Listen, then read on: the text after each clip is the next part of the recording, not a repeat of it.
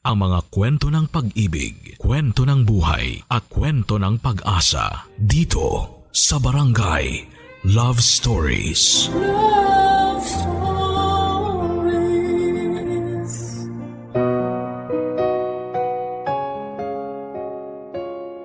Sa likod ng bawat pangarap na ating inaasam ay ang matibay na pag-asang balang araw. Makakamit din natin ito.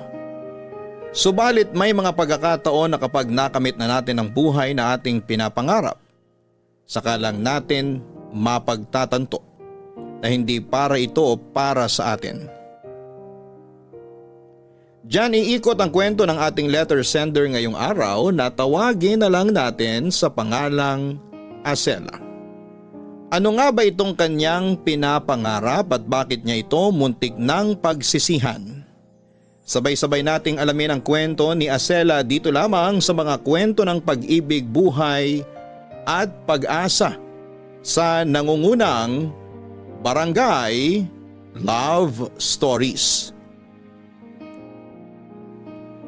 Dear Papa Dudut, magandang tanghali po sa inyo. Ako po si Acela. 35 years old, isang ina at isang asawa na matagal nang gustong makaranas ng totoong pagmamahal mula sa sarili kong pamilya. Ang buhay ko noon ay mayahalin tulad ko sa isang ibon na nakakulong sa hawla. Dati naman po akong malaya. Lahat ng gusto ko ay nagagawa ko pero simula noong kinasal ako at nagkaroon ng anak ay parabang bigla na lamang akong naputulan ng pakpak. Nauwi ang buhay ko sa ganong klaseng kapalaran dahil lang sa isang pagkakamali. Isa itong pagkakamali na nangyari dahil sa pagiging inosente at labis na pagmamahal para sa isang maling tao. Ginusto ko naman ito noon pero dumating ako sa puntong labis ko na itong pinagsisisihan. Matagal na panahon na simula noong nakaramdam ako ng tunay na kasiyahan. Maganda ang buhay ko noon, Papa Dudut. May masaya akong pamilya, kumpleto at walang kaproble-problema. Mayroon din akong maayos na trabaho at napapaligiran ako ng tapat at maasahang mga kaibigan. One of the boys ako noong bata pa lamang ako. Halos lahat ng mga kaibigan ko ay puro lalaki. Ang tawag nga sa barkada namin noon ay Kubo Boys. Dahil lagi kaming tambay noon sa isang kubo sa lugar namin pagkatapos ng klase. May mga pagkakataon noon na inaabot pa kami ng madaling araw na nagkwekwentuhan sa kubo na yon. Mga pangarap namin sa buhay at mga pagkakataon na gusto naming maranasan ang karaniwang na pag-uusapan namin sa lugar na yon. Doon nabuo ang pagkakaibigan na kailanman ay hinding-hindi ko makakalimutan. 5 kaming magbabarkada at ako lang ang nag-iisang babae sa grupo namin. Pero nung tumanda na kami at nagkaroon ng kanya-kanyang buhay, unti-unti ring nagkalayo ang landas naming 5. May isa na nanirahan sa ibang lugar, may isang nagtrabaho sa abroad, may isa namang pumanaw na. Ang tanging natitira na lang noon sa lugar namin ay ako at si Greg.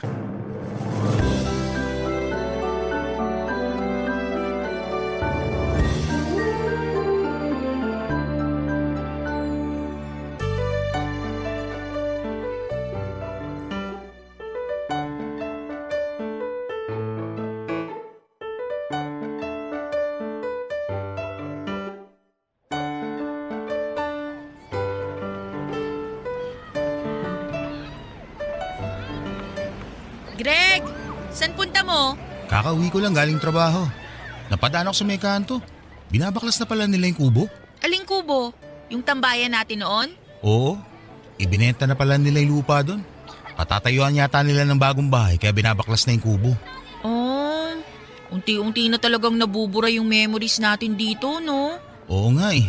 Isa-isa na nagsisialisan yung mga taga rito. Tapos yung mga lugar na kinalakihan natin, napapalitan na rin. Nakakalungkot naman. Wala talagang forever dito.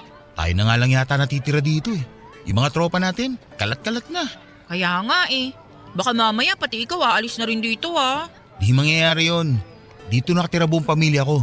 Kung mag-aasawa man ako, dadaling ko rito yung pamilya ko. Bakit? Ikaw ba? May plano ka rin bang umalis dito sa atin? Sa ngayon wala pa naman. May trabaho naman ako dito at saka wala pa naman akong planong bumuo ng pamilya. Pero di natin sure. Tingnan natin sa susunod na taon kung paano magiging takbo ng buhay ko. Pero ikaw, mukhang alam na alam mo na kung anong mangyayari sa future mo ah. Nabanggit mo na yung tungkol sa pag-aasawa eh. Hindi naman na tayo bumabata. 27 na ako kaya dapat lang na pinagpaplanuhan na yung pagpapamilya. Ayoko naman magkaroon ng anak kung kailan matanda na ako. Oo nga naman. Ito bang girlfriend mo ngayon? Sure ka na ba talaga sa kanya? Sino? Si Vivian? Bakit? May iba pa ba? Malamang si Vivian yung tinutukoy ko. Tingin ko, panghuling girlfriend ko na to. Matagal na rin kami. 5 taon na rin. Di na rin biro yung 5 taon ha. Dapat lang talaga nakasal na ang kasunod niyan. Sa tingin mo? Oo naman. Bakit? May hinihintay ka pa ba bago mo pakasalan si Vivian? Wala naman. Pwede na nga ngayon kaso hindi pa raw ready si Vivian. Gusto niya maging stable muna kami pareho sa buhay para sa ganun hindi kami mahirapan. Siyempre, mas maganda nga na pinagpaplanuhan muna yung pag-aasawa. Maganda yung family planning muna bago mag-anak-anak. May point siya dun. Ikaw ba? Wala ka bang plano maghanap ng kahit boyfriend man lang? Wala pa ako naalalang nagkaroon ka ng boyfriend ah. Naku, alam mo namang stricto parents ko eh. Pulis ba naman si tatay? Takot silang ligawan ako. Yung ba talaga ang rason? Balita ko, may nanliligaw sa'yo nung nakaraang taon eh. Ano pala nangyari doon? Ayun, nagsawa na sa kakaligaw. Di ko rin naman kasi bet. Parang ang taas din naman kasi ng standard mo eh. Bahala ka dyan. Tatanda ka na lang talaga na hindi pa nakakaranas magka-boyfriend. Sa hindi ko type yung nanliligaw sa akin eh. Mahirap din namang ipilit. Sa bagay, maganda ka rin naman kaya okay lang sa'yo maging choosy. Actually, hindi naman ako choosy eh. Hindi ko lang talaga mahanap yung tamang tao. Yung crush ko kasi noon, taken na ngayon. Aba, sino crush yan? Kakilala ko ba? Ay, hindi mo kilala. Huwag mo nang kilalanin. At saka malabong maging akin yung taong yun. Bakit mo naman nasabi? Una, may long-term girlfriend na siya. Pangalawa, di niya ako gusto. Kapatid lang ang turing niya sa akin eh. Saklap naman noon. Hindi niya nakikita kung anong klaseng babae yung pinakawalan niya. Sabihin mo yan sa sarili mo. Ano yan? Kako, correct. Sinabi mo pa. Pero tiwala ka lang. Darating din yung tao na para sa'yo. Sana nga. Baka mamaya matulad na lang ako dun sa kubo na tambayan natin. Niluma na ng panahon. Hanggang sa makalimutan at palitan na lang. Magandang lalaki si Greg Papadudut. Matangkad siya, maputi at matataba ang pisngi. Siopaw nga ang palayaw ko sa kanya noong mga bata pa lamang kami dahil paborito kong pinipisil ang matatambok nitong pisngi. Masaya siyang kasama, masyadong friendly at madaldal sa mga taong trip niya. Pero ang maganda sa kanya bawat lumalabas sa bibig ni Greg ay may sense. Matalino kasi nga siya. Sa aming 5 siya lang ang palaging pasok sa honor roll. Mas matanda siya ng 3 taon sa akin at parang nakababatang kapatid na ang turing niya sa akin simulat sa pool. Kung little sister ang turing niya sa akin, ako naman ay hindi. Matagal na kasi akong may crush kay Greg Papadudut. Literal na mga bata pa lamang kami noon ay nahuhumaling na ako sa angkin nitong kagwapuhan. Pero hindi lang yon ang nagustuhan ko sa kanya. Medyo bad boy din kasi siya noon. Pasaway at sakit sa ulo. Pero ang lahat ng ito ay nababawi naman niya dahil matalino siya at hindi niya napapabayaan ang pag-aaral niya. Yun ang isang bagay na nagustuhan ko sa kanya. Astig pero malambot ang nilalaman ng kanyang puso. Sa tagal ng pagkakaibigan namin ni Greg, never kong inamin sa kanya na may gusto ako sa kanya. Ayoko kasing asarin nila ako lalo't ako ang laging inaasar ng barkada namin bilang ako lang ang nag-iisang babae. Saka isa pa ay strong ang personality na ipinapakita ko sa kanila noon. Hindi pasok sa binuo kong ugali ang pag-amin na may crush ako sa isa sa mga kaibigan ko. Kaya kinimkim ko na lamang ng matagal na panahon ang nararamdaman kong yon. Isa pa ay alam ko naman ang mga tipong babae ni Greg. Malayong malayo sa itsura ko at patunay nito ang ilang mga naging girlfriend niya. na minsan na ring napasok sa barkadahan namin katulad ni Vivian.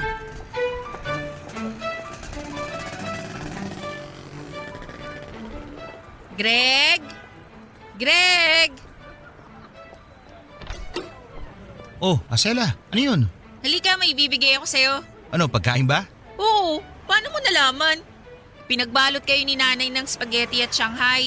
Birthday ng kapatid ko eh. Kanina ko pa nga naririnig yung celebration nyo eh. Bakit kasi hindi ka pumunta? Sinabihan naman kita kahapon na pumunta ka eh. Nakatulog ako. Tsaka ang daming tao, naiiya ako. Wala naman akong kasama eh. Ikaw pa talaga yung nahiya. Puro mga kapitbahay lang naman natin yung nagpunta eh. O heto, Salamat. pakibalik na lang yung lalagyan mamaya ah. Sige, sige.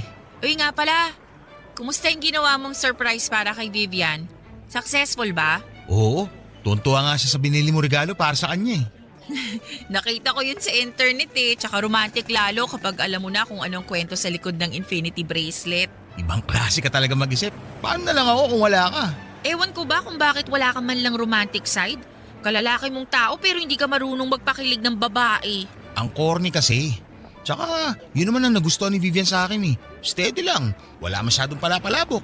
Straight to the point kagad. Sa bagay, medyo mature na rin kasi si Vivian. Kaka-30 lang niya, di ba? Oo. Kaya ako nga naisip na bigyan siya ng surprise party para sa birthday niya eh. Na ako rin naman ang nagplano. Oo nga. Di pa pala kita napapasalamatan sa ginawa mong pagtulong sa akin. Salamat ah. Yun lang? Salamat lang? Ang kuripot mo naman. Nagpa-birthday ka sa girlfriend mo tapos sa best friend mo? Salamat lang? Ano ba gusto mo? Babawi ako sa susunod. Ikaw? Ha? Ikaw? Ikaw ang bahala ka ako. Okay na ako kahit libre mo na lang ako ng kape, masaya na ako dun. Sige, libre kita sa susunod na weekend. Speaking of Vivian pala, hindi mo pa nakukwento sa akin kung paano kayo nagkakilalang dalawa. Bigla mo na lang siyang pinakilala sa tropa noon eh. Nakita ko siya online. May grupo kasi ako sinalihan. Grupo ng mga single. Doon ko siya nakilala. Sumasali ka sa mga ganong group? Noon yun. Na-curious lang naman ako kaya ako sinubukan. Tapos ayun, nagkausap kami ni Vivian sa chat ng ilang linggo. Nagkita kami one time tapos sunod-sunod na yung mga date namin hanggang sa niligawan ko siya. Sinagot niya ako. Ipinakilala ko siya sa inyo tapos yun na nga. Heto na tayo. Anong grupo ba yun? Makasali nga, baka makahanap rin ako ng future jowa ko doon. Hindi ko na maalala yung pangalan eh. Sabay na kami nag-live ni Vivian sa group na yun simula nung naging kami. Sayang naman. Alam mo, nung una mong ipakilala si Vivian sa amin noon, ang unang impression ko sa kanya, tahimik na masungit. Masungit? Bakit naman masungit? Ewan ko, yun yung vibe niya dati eh. Observant siya, hindi gaanong masalita. Pero kapag nagsalita, nangungurot yung sinasabi niya. Ah, oo, gets ko yun. Minsan, matalas talaga siya magsalita. Pero in fairness, natagalan mo ha kahit ganun siya magsalita. Wala eh, mahal ko eh. Tsaka, hindi naman issue sa akin yun. Maganda nga na lagi niya nasasabi sa akin yung hindi niya gusto para kapag may problema, naayos agad. Mabuti yan para hindi nagkakaroon ng mga hindi pagkakaintindihan. Kaya hindi nakakapagtaka na nagtagal kayo eh. Congrats sa inyo. Salamat. Nga pala, malapit na rin pala yung anniversary namin. Baka pwede magpatulong ulit ako sa'yo. Oo naman, kailan ba? Matagal pa naman, mga 2 buwan pa. Okay. Kontakin mo lang ako kapag may kailangan ka. Salamat. Salamat din dito sa spaghetti mo ha. You're welcome. Baka sabi sa kapatid mo, happy birthday. Sige, makakarating. Noong unay nasasaktan ako na ako ang ginawang takbuhan ni Greg tuwing nangangailangan ito ng advice o anumang tulong para sa relasyon nila ni Vivian. May mga pagkakataon noon na ako ang kasakasama ni Greg para mamili at pumili ng regalo nito para kay Vivian tuwing Valentine's Day, birthday at anniversary nila. May time nga noon na ako pa ang nagplano ng Valentine's date nilang magjowa. Kalaunan, natanggap ko rin naman ang role kong yon sa buhay ni Greg. Hindi ganong klaseng relasyon ang inaasahan ko mula kay Greg pero wala akong magagawa kung tanging kaibigan lang talaga ang tingin niya sa akin. Pero noong bata ako ay hindi ko ikakaila na pinapangarap ko talagang maging boyfriend si Greg. Yun nga lang dahil sa takot na baka ma-reject ako at masira ang pagsasama naming dalawa ay never akong umamin ng pagtingin ko sa kanya. Masaya na ako noon kahit na sakalang ako binibigyan ng halaga ni Greg kapag wala na siyang ibang choice. Lalo na tuwing nagkakaroon sila ng hindi pagkakaintindihan ni Vivian. Tuwing magkakaaway sila ay sa akin natutuon ang atensyon ni Greg. Ako lang kasi ang nakakapagpakalma sa kanya at ayon sa kanya, ako lang daw ang nakakaintindi sa mga pinagdadaanan niya. Sa mga oras na ganoon ay napakasaya ko dahil para bang kahit papaano ay nakikita niya ang worth ko. Pero kapag okay na ulit sila ni Vivian, ang atensyon na yon ay bigla-bigla ring nawawala at nananatili akong opsyon sa tabi niya. Kahit ganon man, ang nangyayari ay mas lalo pang lumalim ang pagtingin ko kay Greg Papadudot. Naging loyal ako sa kanya sa puntong kahit may ilanang mga kalalakihan ang nanliligaw sa akin noon, ay hindi ko sila sinasagot. Umaasa kasi ako noon na mabigyan kaming dalawa ng pagkakataon ni Greg. Siyang pangarap ko noon. Isang pangarap na gustong gusto kong maabot. Papadudot. Papadudot, nagkaroon kami ng chance ni Greg na mas mapalapit pa sa isa't isa noong nagkaroon ng pandemic. Isa yon sa mga pangyayari sa buhay ko na hindi ko inaasahang mangyayari. Lockdown noon at pinagbawalan ng lahat na lumabas. Swerte ako dahil magkatabi lang ang bahay namin ni Greg. Kaya araw-araw pa rin kaming nakakapagkita. Isang bakod lang kasi ang pagitan ng bahay namin na kayang-kayang akyatin ni Greg. Tuwing bored kaming dalawa ay pinupuntahan niya ako sa bahay lalo na kapag walang tao doon. 3 lang kasi kaming nakatira sa bahay noong pandemic at pareho pang frontliner ang mga magulang ko. Nurse ang nanay ko samantalang pulis naman ang tatay ko kaya para maging safe ay hindi sila umuuwi sa bahay. Sa halip ay naka-quarantine sila. Dinadalhan na lang nila ako ng grocery sa bahay twice a week para meron akong makain. Samantala ang mga kapatid ko naman ay na-stuck sa bahay ng lolo't lola ko matapos silang abutan ng lockdown sa probinsya. Sa mga buwan na yon, si Greg ang naging kasakasama ko sa bahay. Lagi kami noong nanonood ng pelikula. Naglalaro ng online games at nagkwekwentuhan tungkol sa buhay-buhay. May nakalagay na nga noong hagdan sa may bakod namin para kung ako naman ang gustong bumisita sa bahay nila Greg, ay nakapupunta ako ng walang problema. Papadudot, hindi ko makakalimutan ang mga araw na yon dahil doon ay mas naging close sa akin si Greg Papadudot. Umiiyak ka ba? Di oh. Umiiyak ka eh. Ang pula-pula na mata mo oh. Eh kasi naman, sa dami ng pwedeng panooring pelikula, bakit ba ito yung pinanood natin? Hindi ko rin naman alam na ganito yung ending nito eh. Mali ko ba na mamamatay pala yung lalaki sa dulo? My gosh, ang saklap ng love story nila. Akala ko yung babae yung mamamatay eh. Grabe yung plot twist ah. Hanggang ngayon pala, napakababaw pa rin ng luha mo. Iniiyakan mo pa rin yung mga pelikulang ganyan? Natatandaan mo pa nung nag-film viewing tayo nung elementary? Pinanood natin yung pelikula ni Jose Rizal. Iniyakan mo rin yun eh. Nakakaiyak din naman kasi talaga yun eh. Tinulugan ko nga lang yung sa sinehan nun eh. Ay. Oh, anong next na papanoorin natin? Ganito na lang ba talaga gagawin natin araw-araw? Manonood na lang ng pelikula? Eh wala naman tayong magagawa eh, naka-lockdown tayo.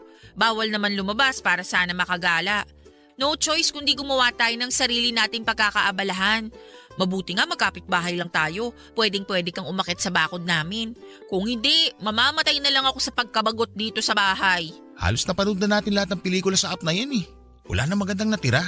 Manood na lang tayo ng series kung gusto mo. Mamaya na. Pahinga muna tayo. Masakit sa mata yung halos 2 oras nakatutok sa screen eh. Sige, ikaw bahala. So, anong gagawin natin ngayon? Magkwentuhan na lang muna tayo. Tungkol naman saan? Marami akong gustong ikwento ngayon sa'yo, lalo na sa problema namin ni Vivian. Bakit? Anong problema niyo ni Vivian? Nag-aaway na naman ba kayo? Simula nung nagka-pandemic, wala naman kaming ibang ginawa kundi mag-aaway. Ano na naman bang pinag-awayan ninyo? Tungkol daw sa pagre-reply ko na mabagal. Inaabot daw ako ng mahigit 1 oras bago ko ma-reply ng mga chat niya. Ha? Para yun lang? Kaya nga eh. Buong araw na nga kami magkausap eh. Maliit lang ng konti sa pag-reply, galit agad. Ano gusto niya? Oras-oras kami magka-chat. Miss ka lang siguro nun ng sobra kasi nga matagal na kayong hindi nagkikita. Oo, alam ko yun. Pati rin naman siya, miss ko na rin eh. Pero hindi ba pwedeng magpahinga muna kami mula sa pagchat-chat? Di ba pwedeng kumain, maligo, matulog? Hindi naman oras-oras hawak ko phone ko eh. Medyo nakakainis nga yung ganun. Pero intindihin mo na lang siya. Konting pag-aaway lang naman yan. Sure ako bukas maaayos nyo na yan. Hindi niya na ako pinapansin. Dahil lang sa nangyari? Nagkasagutan kasi kami. May mga nasabi ako sa kanya na dinamdam niya. Ano ba yung sinabi mo? Sinabi ko kasi nakakasawa na siya. Na lumalabas na yung totoong ugali niya. Na kung pwede, tigilan muna niya ako kahit isang araw lang. Grabe ka naman. Alam ko, hindi ko naman sinasadyang sabihin yun sa kanya eh. Nadala lang ako sa bugso ng damdamin.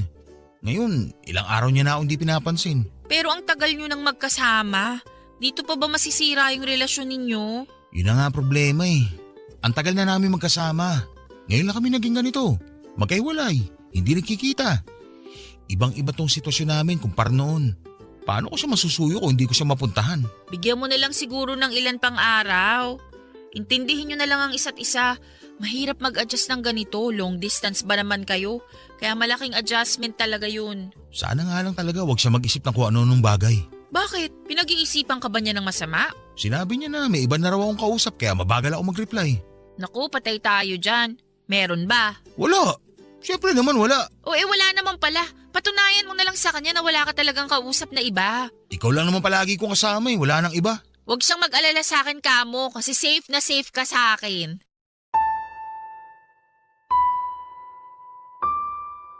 Hindi inaasahan nila Greg at ng girlfriend niyang si Vivian na magkakaroon sila ng long distance relationship.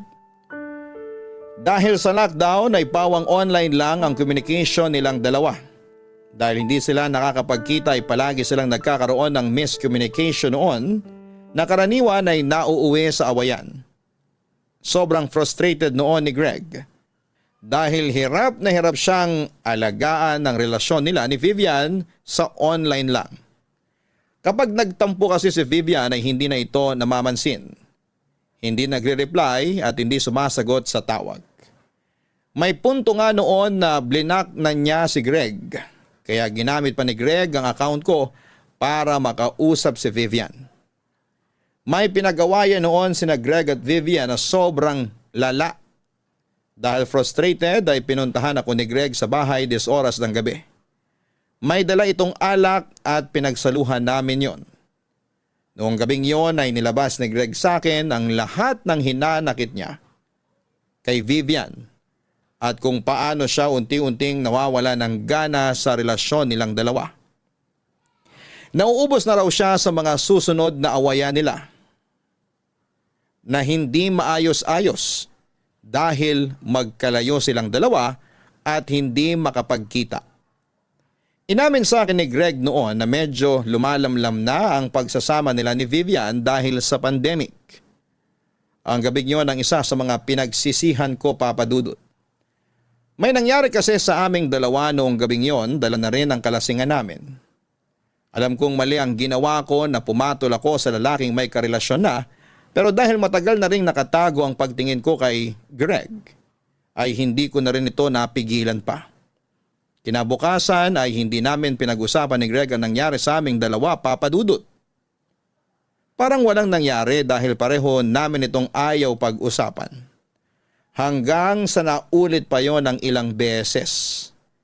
May pagkakataon noon na nagigilty ako sa ginagawa namin pero sa parehong pagkakataon ay nabulag ako ng pangarap kong mapasakin si Greg.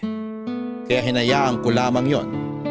Hanggang sa lumipas ang ilang buwan, isang balita ang gumimbal sa aming dalawa, Papa Dudut. Knock-knock!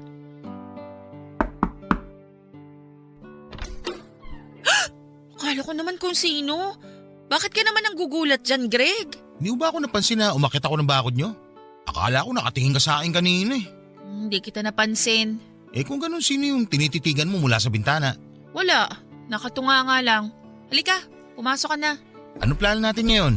Manunood ba ulit tayo ng palabas? May dala akong chichirya. Ay, ikaw bahala kung anong gusto mo. Parang gusto ko manood ng horror ngayon. Gusto mo ba? Ikaw, kung yun ang gusto mo di manood tayo ng horror. Ba't ang tamlay mo naman yata sumagot? Okay ka lang ba? May sakit ka ba?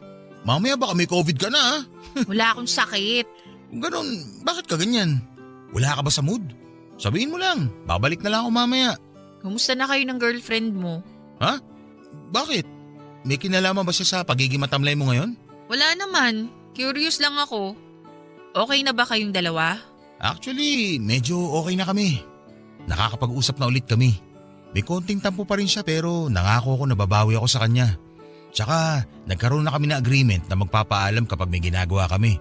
Para walang nag-overthink tuwing late nagre-reply. Ganun ba? Oo. Okay ka lang ba talaga? Yung itsura mo parang may dinaramdam ka eh. Buntis ako, Greg. Ano? Tama ba yung narinig ko? Buntis ka? Hindi ko alam kung accurate ba yung pregnancy test na in-order ko online pero 3 beses nang nag-positive yung mga test na ginawa ko eh. Sigurado ka ba dyan? Baka naman false positive lang yan. Maniwala ka sa akin, hindi ko sasabihin to sa'yo kung hindi ako sigurado. Alam ko yung katawan ko at simula pa last week, may nararamdaman na akong kakaiba sa akin. Hindi pwede yan. Safe naman tayo, di ba? Gumagamit naman ako ng proteksyon. Paano ka mabubuntis? Hindi ko rin alam. Bakit ako tinatanong mo niyan? Anong gagawin natin ngayon? Huwag akong tanungin mo kasi maski ako, hindi pa nagsisink in sa akin na buntis ako. Ay, ano ba itong ginawa natin, Greg? Hindi to pwedeng malaman ni Vivian. Kababati lang namin. Kapag nalaman niya may nangyari sa atin, mas lalo masisira yung tiwala niya sa akin. Yun talaga yung pinoproblema mo? Eh paano naman ako? Anong gagawin natin kapag nalaman ng mga magulang ko na nabuntis mo ko? Huwag mo na lang muna ipaalam sa kanila. Hindi naman sila umuwi rito, di ba? Pero hanggang kailan? Malalaman nila na buntis ako kasi hello, lalaki tong tiyan ko. Lalo na si nanay, nurse yun. Huwag muna tayo magpadalos-dalos. Pag-isipan muna natin kung anong gagawin natin. Ano pa bang ibang gagawin natin? Hindi option na magpalaglag hindi ko gagawin yun. Pero… Wala nang pero-pero. Papanganak ko to kahit anong mangyari. Kahit masira ang buhay ko? Yan ba talaga yung pinoproblema mo? Yung sarili mo? May girlfriend ako. Girlfriend na pakakasalan ko at gusto ko makasama habang buhay. Kung ganun, bakit mo hinayaang may mangyari sa ating dalawa? Bakit mas pinili mong pagtaksilan si Vivian kung siya palang babaeng pakakasalan mo? Hindi ko alam. Nadala lang naman ako ng tukso eh. Maski ikaw rin naman, ginusto mo yung nangyari sa atin ah. Oo, ginusto ko yun kasi mahal kita, Greg. Ano? Ano pinagsasabi mo? Matagal na akong may gusto sa'yo. Seryoso. Di mo ba talaga alam? Hindi mo ramdam? Sobrang manhid mo naman. Hindi ko alam. Dapat hindi na lang ako nagpadala sa damdamin ko eh. Simula pa lang alam ko nang mali yung ginagawa natin. Tignan mo, kinarma tuloy tayo. Ayusin natin to. Huwag ka mag-alala. Ayusin natin to.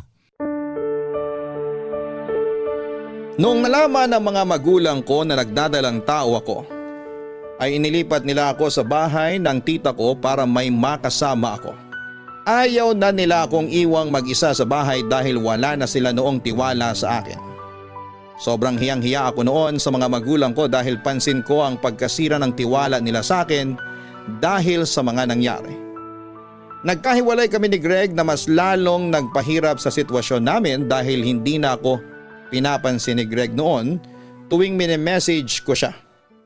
Lumipas ang 9 na buwan ay pinanganak ko ang baby ko, Papa Dudut. Sa bahay ako nanganak, ng mga panahong yon ay wala na kaming contact ni Greg. Iniiwasan niya ako dahil sa nangyari. Wala pa kasing kaalam-alam noon si Vivian na nabuntis ako ni Greg. Kahit na alam na ito noon ng buong pamilya niya. Noong lumuwag ang restrictions, saka lang nagkaroon ng panahon na makapag-usap ang pamilya ko at pamilya ni Greg. Malapit nang mag-1 taon ang baby ko noon noong nakita ni Greg ang anak niya. Sa nangyaring pag-uusap ay napagdesisyonan ng dalawang pamilya na ipakasal kaming dalawa. Ayaw kasing pumayag ng tatay ko na maging single parent lamang ako. Gusto niyang magkaroon ako ng tradisyonal na pamilya. Kaya kahit ayaw sa akin ni Greg ay napilitan siyang panagutan ako. Bilang isang babaeng matagal na pinangarap si Greg, na mapa sa akin ay hindi ako masaya sa naging desisyon ng mga magulang namin, Papa Dudut. Alam ko kasing ayaw akong makasama ni Greg. Ramdam ko yon sa mga galaw at trato niya sa akin. Simula noong nabuntis ako ay hindi na kami katulad ng dati na masaya.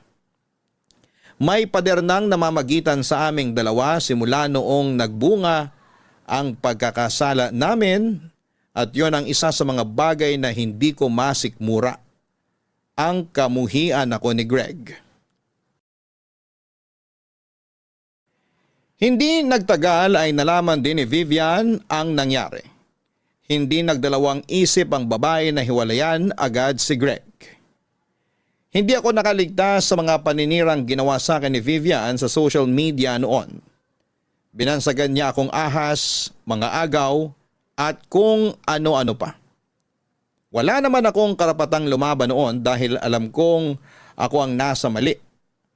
Totoo na inagaw ko siya. Totoo na sinira ko ang relasyon nila ni Greg. Totoo na nagkasala ako at sobrang down ko noon dahil pakiramdam ko ay galit sa akin ang lahat ng tao. Sa totoo lang ay okay lang naman sa akin na itaguyod kong mag-isa ang anak ko. Hindi ko hinangad na pakasalan ako ni Greg dahil lang may anak kami. Hindi ko gustong agawin siya kay Vivian. Pero dahil ayaw ng tatay ko na masira ang pangalan niya ay pinilit niyang buuin ang pamilya namin ni Greg. Sa takot ay hindi na nakapalagpas si Greg. Ikinasal kaming dalawa at sa isang iglap ay nagkaroon ako ng pamilya pagkatapos ng pandemic. Papadudot hindi itinago ni Greg ang disgusto niya sa akin. Mula sa pagiging malapit na magkaibigan ay parang kaaway ang naging turing niya sa akin. Ni hindi niya magawang hagka noon ang baby namin. Para ba siyang nandidiri? Pinaparamdam niya sa akin na hindi niya gusto ang mga nangyari. Ipinamukha niya sa akin na ako ang sumira sa mga plano niya sa hinaharap. Ako ang dahilan kung bakit hindi niya nakatuluyan ang taong minamahal niya. Walang iba kung hindi si Vivian. Ganun man ang naging takbo ng relasyon namin ay tinis ko na lamang ang lahat para sa anak ko. Tumira ako kina Greg dahil siya ang unang nakahanap noon ng trabaho. Naging stay-at-home mom ako para mabantayan ko ang baby namin. Sinubukan kong maging matatag kahit na alam kong hindi ako tanggap ng buong pamilya ni Greg, Papa Dudut.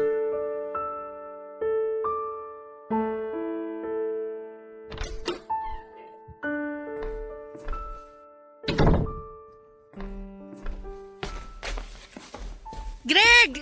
Nandito ka na pala. Kumusta ang trabaho? Maayos naman. Halika, kumain na tayo. Sakto kakapainit ko lang ng ulam. Kumain na ako sa labas. Kumain ka sa labas? Di ba sinabi ko sa'yo na magluluto ako ng hapunan? Minessage ako nila mama. Sakto nasa labas sila kanina kaya doon na kami nag-dinner. Ha? Sumama ka sa kanila? Nagpaalam naman yata sila sa'yo eh.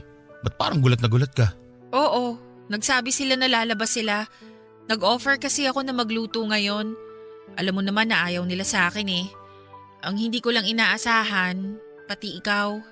Ganun din pala ang gagawin mo sa amin ng anak mo. Anong pinagsasabi mo dyan? Hindi mo napapansin kung paano ako tratuhin ng pamilya mo? Kung ituring nila ako, parang napakalaking kasalanan yung nagawa ko na hindi nila ako matanggap-tanggap. Lahat napapansin nila. Tapos ngayong ako yung nag-offer na magluto, kakain sila sa labas? Ang dami mo namang arte. Natural lang naman na kumain sila sa labas. Matagal na namin ginagawa yun. Nakakainsulto lang. Kasi aware naman sila na ipagluluto ko sana sila. Pero okay lang sana yun eh. Kung ayaw nila akong saluhan, sige lang. Pero ikaw na asawa ko, alam mo na magluluto ako ngayon pero mas pinili mong kumain sa labas? Ano ba kasi inaasahan mo mangyari? Tinanggap ka na nga namin dito sa bahay, di ba? Pinakasalan na kita't lahat at dayo pang sinasabi. Ang gusto kong mangyari, tratuhin niyo ako bilang tao. Kahit na magplastikan na lang tayo dito, mas tatanggapin ko pa yun. Kesa harap-harapan niyo akong binabastos. May emosyon din ako, Greg. Hindi ko lang pinapakita sa inyo pero nasasaktan din ako. Ginusto niyo to, di ba? Pamilya mo nang pumilit na magpakasal tayo. Kayo ang may gusto nito, hindi kami. Walang may gusto nang nangyari. Hindi ko ginusto na maging ganito ang buhay ko, na isinusuka ng ibang tao. Hindi ganitong buhay yung pinangarap ko. Talaga ba? Eh hindi ba? Ikaw na mismo nagsabi sa akin na matagal mo na akong gusto? Baka nga ikaw pa rin plano ng lahat ng to eh. Nagpabuntis ka para makuha mo ako. Kapal ng mukha mo! Oo, gusto kita. Pero hindi ako ganong klaseng babae. Hindi ako magpapabuntis para lang makuha ko ang isang tao. Hindi ako ganon, Greg. Okay na sa akin na magkaibigan lang tayo. Okay lang sa akin na hindi mo nakikita yung halaga ko noon. Ikaw yung pinapangarap ko na alam kong hindi ko naman makakamit dahil alam ko naman na kailanman hindi mo ako magagawang mahalin. Alam mo naman pala eh. Bakit ka nagkaaga nito na para bang napakalaki ng utang ko sa'yo? Hindi mo ako mapipilit na gustuhin ka. Ganon din ang pamilya ko. Kung makapagsalita ka, parang ako lang ang may kasalanan ng lahat ah. Ako lang ba ang gumawa nito? Ako lang ba yung nagkasala? Aminado ko, maling-mali na pinatulan kita. Pero ikaw din naman, di ba? Mas malala nga yung kasalanan mo dahil may girlfriend ka nung pinatus mo ko. Kaya huwag kang magmalinis, Greg. Huwag masyadong mataas ang tingin mo sa sarili mo dahil mas matindi ang kasalanan na ginawa mo kaysa sa akin. Alam ko yun. At araw-araw kong pinagsisisihan yun. Tuwing nakikita kita, naaalala ko yung ginawa ko. Naaalala ko yung babaeng sinayang ko. Naalala ko kung paano ko sinira ang future na dapat meron kami ni Vivian ngayon. Tuwing nakikita kita, naiinis ako dahil sa katangahan ko. Yun ang rason kung bakit hindi kita magawang gustuhin kahit bilang tao. Ikaw ang nagpapaalala sa mga kasalanan ginawa ko. Kung ganun, bakit mo ako pinakasalan? Bakit mas pinili mong makita ko araw-araw kahit na ayaw mo naman pala? May magagawa ba ako kung tatay mo na yung nagsalita? Anong laban ko sa polis? Mamaya papatay pa ako niyan eh. Hindi ganun ang tatay ko! At kung iniisip mo na ginusto ko ring mapasok sa ganitong sitwasyon, hindi! Kaya ko buhayin ang anak ko ng mag-isa. Ang hindi ko kaya ay ang wala siyang kilalanin na ama. Kaya sa gustuhin man natin o hindi, mananatili ako rito para sa anak natin. Para may kilalanin siyang pamilya. Papadudo tuwing nasa trabaho si Greg. Nagpupunta ako sa bahay namin kasama ang baby ko para lumayo sa mga biyanan ko. At least sa amin ay tanggap ako at hindi ako minamaliit. Kapag nasa bahay ako ay may pagkakataon akong makapagpahinga dahil nag-aagawan ang mga kapatid ko na alagaan at bantayan ang pamangkin nila. Saka na lang ako bumabalik kapag umuuwi na si Greg. Hindi nagustuhan ng mga biyanan ko ang mga ginagawa kong yon. Sinabihan nila ako na tinatakasan ko lang ang trabaho ko sa bahay nila. Inaasahan kasi nila, Papa Dudut, na ako ang gagawa ng lahat ng mga gawaing bahay mula sa pagluluto, paglilinis at paglalaba kahit na dapat ang inaalagaan ko lang doon ay ang anak ko at ang asawa kong si Greg. Wala na akong pakialam noon kahit na ano pang sabihin nila. Tuwing nakakatapos ako ng gawaing bahay ay nagpupunta na ako sa bahay namin para makaiwas sa stress. Noong napansin ni Greg ang ginagawa ko ay kinausap niya ako na huwag ilayo ang bata sa mga lolo at lola nito. Pero sinagot ko rin naman si Greg na hindi ko gagawin yon kung hindi sana nila pinaparamdam sa akin ang disgusto nila. Masyado kasi silang obvious na ayaw nila sa akin. Ipinaalala ko kay Greg na kaya kong buhayin ang sarili kong anak mag-isa at kapag hindi nagbago ang turing nila sa akin ay hindi na ako babalik pa sa bahay nila. Nahimasmasan si Greg matapos ko siyang i-real talk, Papa Dudut. Dahil after ng pag-uusap namin yon ay biglang nagbago ang ugali nito. Umayos na ang pakikitungo nito sa akin kahit naramdam kong napipilitan lamang siya. Mas maganda na yon kaysa noon na harap-harapan ang pambabastos nila sa akin na palaging nakikita ng anak ko. Nang mga time na yon ay tanggap ko na kailanman ay hindi talaga ako magagawang mahalin ni Greg, Papa Dudut. Pinilit ko na lang natanggapin ang katotohanan yon. Ang mahalaga ay buo at magkasama kaming pamilya. Sa sumunod na taon ay umayos ang pagtira ko sa bahay nila Greg. Nakita ko kung paano naging masaya ulit si Greg pero sa pagkakataong yon, nalaman kong hindi pala ako ang nagpapasaya sa kanya, kundi ibang babae, Papa Dudut. Greg, halika. Maupo ka na dyan at kumain ka na ng agahan para makapasok ka na sa trabaho. Salamat. Mukhang maaga ka ngayon na. Una ako na yung traffic. Total, may oras ka pa naman. Baka gusto mong ipaghanda na lang kita ng lunch mo para makatipid ka. Hindi na. May extra naman ako eh. Kakain na lang ako sa labas. Tsaka hassle magbitbit ng baon. Marami akong dala ngayon. Maliit lang naman yung lalagyan ng pagkain mo eh. Kasyang-kasya dyan sa bag mo. Wag na. Alis na rin ako maya-maya. O sige, bahala ka. Kumusta pala yung plano mong paglipat ng trabaho? May nakita ka na bang malilipatan? Aha? Anong aha? Ano ulit yung sinabi mo? Di ba plano mong lumipat ng trabaho? Tinatanong kita kung kumusta na. May nahanap ka na bang malilipatan? Okay lang naman. Paanong okay? Greg, Oh, kinakausap kita. Kanina ka pa dyan sa cellphone mo. Sino ba yung kausap mo? At di mo man lang ako masagot ng maayos. Kumakain tayo Pwede bang bitawan mo muna yung cellphone mo? sinasagot naman kita. Wala pa akong nahanap na bago malilipatan. Kaya hindi muna ako magre-resign sa trabaho ko. Ayan, nasagot ko na. O ano, may tanong ka pa? Para ka namang reporter dyan, ang dami-dami mong tanong. Kung sana yan agad ang sinagot mo kanina, edi okay na. Para namang may maitutulong ka sa trabaho ko. Curious lang naman ako, bawal ba yun? Pwede ba mamaya mo na replyan si Vivian? Vivian? Anong pinagsasabi mong Vivian? Kahit itago mo pa yung kausap mo, alam ko kung sino yan. Kausap ko yung katrabaho ko. Lalabas kami pagkatapos ng trabaho. Anong Vivian ang pinagsasabi mo dyan? Huwag na tayong maglokohan, Greg. Alam ko naman hanggang ngayon kinakausap mo pa rin yung ex mo. O ano naman ngayon? Magkaibigan kami ni Vivian. Masama ba kung kausapin ko siya? Ex mo yun. Natural lang sa akin bilang asawa mo na maasiwa kapag kausap mo yung ex mo. Bakit? Anong karapatan mong pagbawalan ako na kausapin si Vivian?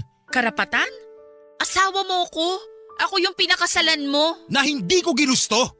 Kaya huwag kang umasta na porket kasal na tayong dalawa. Hawak mo na buhay ko. Kakausapin ko kung sino man ang gusto kong kausapin. At wala ka na magagawa doon. Grabe. Hanggang ngayon? Nagbubuhay binata ka pa rin? Yun yung buhay na inagaw mo sa akin. Ah, talaga ba? Hanggang ngayon ako pa rin ba yung sinisisi mo sa nangyari sa atin? Ako lang? Ako lang yung may kasalanan kung bakit tayo nauwi sa ganitong sitwasyon? Ako lang talaga? Ang galing naman. O sige, ako na yung masama. Ako na yung sumira ng buhay mo. Pero tandaan mo, napilitan ka man o hindi, ako na ang asawa mo ngayon. At may karapatan ako sa iyo dahil ikaw ang ama ng anak natin. Ano ngayon gagawin mo? Pagbabawalan mo akong kausapin si Vivian? Pagbabawalan mo akong kontakin yung mga kaibigan ko? Sige, gawin mo. Pagbawalan mo ako pero hindi ibig sabihin nun na susundin kita sa gusto mo. Ano ulit yung hinahanap mo? Respeto, hindi ba? Kung gusto mong irespeto kita, irespeto mo rin yung mga bagay na gusto ko. Kahit kailan naman wala akong natanggap na respeto mula sa'yo pati sa pamilya mo Kung alam mo lang yung pagtitiis at paghihirap na ginagawa ko. Lahat ng yon tinitiis ko para lang… Hello? Oo, sandali. Papasok na ako sa trabaho. Message na lang ulit kita mamaya.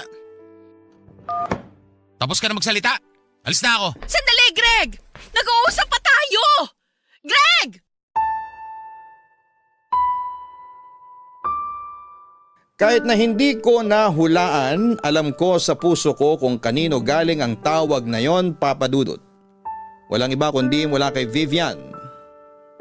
Ilang beses ko nang nahuli si Greg na kausap si Vivian. May mga pagkakataon na nasisilip ko sa cellphone niya ang notification ng message ni Vivian. Pati tuwing tumatawag ito at kitang-kita ang malaki nitong pangalan sa caller ID. Ni hindi man lang niya pinalitan ang pangalan nito. Nang gabing yon ay wala akong ibang ginawa kundi ang umiyak. Alam ko na hindi talaga ako mahal ni Greg, pero masakit pa rin para sa akin tuwing pinaparamdam niya sa akin na hindi talaga niya ako gusto. Kung sa ibang asawa, kapag nalaman nilang may ibang babae ang asawa nila, ay agad silang nagagalit, nangungumpronta at sinusugod ang mga kabit. Sa estado ko ay hindi ko magawa ang mga bagay na yon. Dahil alam ng lahat na ako man ang asawa, hindi naman ako ang totoong nauna. Ako yung babaeng nang-agaw. Ako yung babaeng pinakasalan lang dahil nabuntis. Simula pa lang ay wala na talaga akong laban kay Vivian. Mas malayo ang agwat namin pagdating sa estado ng buhay. Hindi pa kasama rito na mas maganda siya, mas sexy, mas mataas siya sa anumang aspeto ng buhay kumpara sa akin. Nakamit ko man ang lalaking pinapangarap ko. Wala din itong silbi kung hanggang noon. Kahit kasal na kami ay nasa ibang babae pa rin ang laman ng puso niya. Masakit at medyo tanga ako sa part na yon na tinanggap ko lang na nambababae ang asawa ko. Naisip ko na mas mabuti na yon kesa bumalik kami sa dati na hindi man lang nagpapansinan. Mas mabuti pa na okay siya sa akin kahit na ang kapalit nito ay may ibang babaeng nagpapasaya sa kanya, Papa Dudut. Hindi na sekreto sa pamilya nila Greg na nakipagkita ito sa ibang babae. Open secret na sa lahat na kabit ni Vivian si Greg. Ang hindi na lang siguro nakakaalam nito ay ang sarili kong pamilya, Papa Dudut. Kung papaano at bakit wala pa ring nakakarating na balita sa kanila, yun ang isa pa ring malaking misteryo para sa akin. Para bang naging okay na lang sa amin noon na nakikipagkita si Greg kay Vivian sa likuran ko. Tuwing gabi habang magkatabi kami sa kama ng asawa ko, ay tanging ilaw lang mula sa phone screen nito ang maaninag kasabay nito ay ang huni ng pagtatype nito. At maya't maya ay notification na. Nahuhuli ko rin siya na minsan na tumatawang mag-isa habang nakatalikod mula sa akin.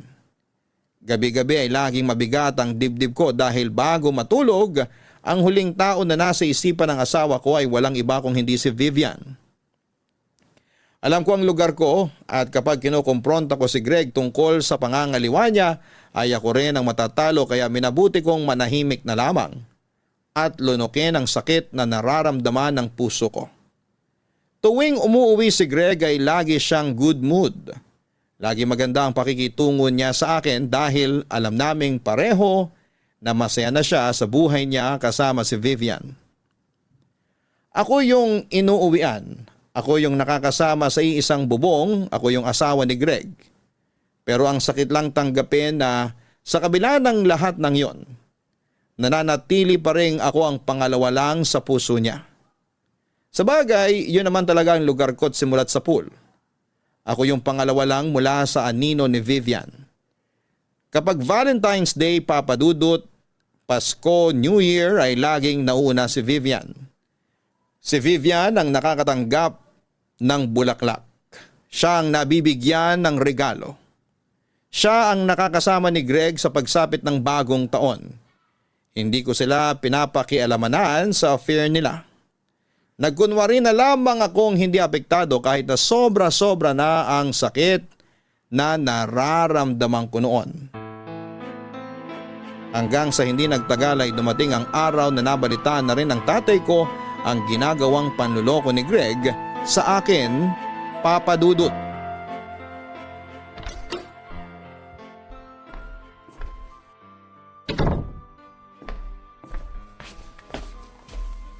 Greg! Mabuti nakauwi ka na, kanina pa kita hinihintay. Huwag ka lumapit sa akin! Greg! Bakit nandito ka ba? Akala ko ba umuwi ka na sa inyo? Hindi ako aalis dito hanggat hindi kita nakikita na okay ka. Anong pinagsasabi mong okay ka? Nakikita mo ba itong pagmumukha ko? Nagulpi ako, Asela. Mukha ba akong okay? Huwag mong sabihing inabutan ka ni tatay. Anong inabutan? Pinunta niya ako mismo sa trabaho ko. Sa harap mismo ng mga katrabaho ko, pinagmukha niya akong kriminal. Ipinahiya niya ako pati sa harapan ng boss ko. Sorry, hindi ko naman alam na ganun ang gagawin niya eh. Ito ba yung gusto mo mangyari? Ha? Masaya ka na? Masaya ka na na puro pasato pagmumukha ko? Ito na! Nakabawi ka na! Ano, masaya ka na? Hindi ko ginusto na bugbugin ka ni tatay. Hindi ko yun hiniling sa kanya at kailanman, hindi ako matutuwa na makita kang ganito. Eh kung hindi mo naman pala gusto mangyari to, bakit niya nalaman? Paano niya nalaman may nangyayari sa amin ni Vivian? Hindi ko alam kung paano niya nalaman ang totoo. Kahit gaano ako nasasaktan sa panlulokong ginagawa mo sa akin, hindi ako nagsumbong sa mga magulang ko dahil ayoko silang masaktan. Kung paano man niya nalaman, wala akong alam dyan. Itanong mo sa pamilya mo na konsentidor. Baka sila yung nagsumbong. Bested boy to! Oh! Greg, sorry. Sinabihan ko naman si tatay na wag makialam eh. Sinabi ko sa kanya na ako na mismo mag-aayos ng problema nating dalawa. Hindi ko talaga inaasahan na pupuntahan kanya sa trabaho. Pasensya ka na. Sana mapatawad mo si tatay. Sa tingin mo maayos pa natin to? Wala na makakapag-ayos sa relasyon natin, Asela. Dahil simula pa lang, hindi na tayo magkasundo. Bugbugin pa ako ng tatay mo hanggang sa mamatay ako. Hindi na magbabago ang pagtingin ko sa'yo. Alam ko. Kaya nga hinahayaan na lang kita sa gusto mo eh. Hinahayaan lang kita kahit araw-araw akong nasasaktan. Tuwing gabi bago matulog, ang bigat-bigat ng dibdib ko pag nakikita kitang sobrang saya. Hindi dahil sa akin kung hindi dahil kay Vivian. Alam mo kung gaano kasakit para sa isang tao na makitang ibang taong nagpapasaya sa mahal niya? Oras-oras ko yun dinaranas, Greg. Pero kahit na alam kong never mo akong mamahalin, nagstay pa rin ako. Nandito pa rin ako sa tabi mo. Tinitiis lahat para sa anak natin. Alam ko na hindi mo ako mahal. Alam ko na kahit anong gawin ko, hindi ko makukuha ang pagmamahal mo kay Vivian. Alam ko yon. Pangalawa lang ako sa puso mo at tatanggapin ko yon para sa anak natin. Mabuti alam mo. Halika na, may yelo sa ref. Lagyan natin ng yelo yung pisngi mo para hindi mamaga. Huwag na. Kailangan ko na mag-impake. Empake? Bakit? Para saan? Aalis mo na ako rito hanggat hindi humuhupa yung init ang ulo ng tatay mo. Huwag mo nang gawin yun. Ako nang bahalang makipag-usap kay tatay. Hindi mo nga siya napigilan, siguro na ako sa trabaho ko eh. Maniwala ka, kakausapin ko siya. Asela, binantaan ako ng tatay mo na papatayin ako kapag nakita niya pang magkasama tayo. Pero paano ang anak mo? Paano kung hanapin ka niya? Anong sasabihin ko sa kanya? Ikaw nang bahala. Magrason ka. Sabihin mo, nagtatrabaho ako sa malayong lugar. Basta, kung ano man ang maisip mo, ikaw nang bahala. Alam na ba to ng mga magulang mo? I-message ko na lang sila kapag nakalis na ako. Saan ka titira? Ba't ba ang dami mong tanong? Kaya ko ng sarili ko, Asela. Matanda na ako. Hindi ko kailangan ng concern mo. Problemahin mo na lang yung sarili mo. Kailan ka babalik? Di ko alam. Maiwan na kita. Mag-ayos pa ako ng gamit. Sandali lang. Tutulungan na kitang mag-ayos ng gamit mo.